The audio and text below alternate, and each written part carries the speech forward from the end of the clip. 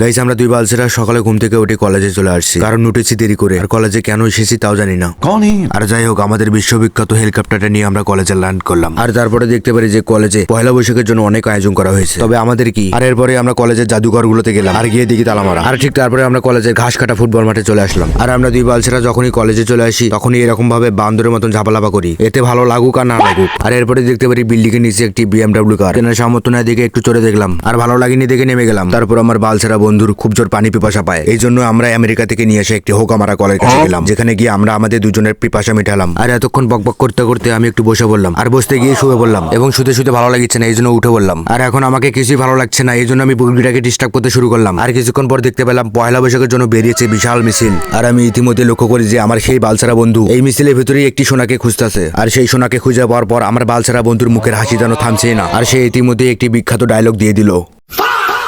আর আজকের জন্য এই পর্যন্তই বিদায়। আর এই বালছেরা ভিডিওটি আপনাদেরকে কেমন লাগলো অবশ্যই কমেন্ট বক্সে জানাবেন।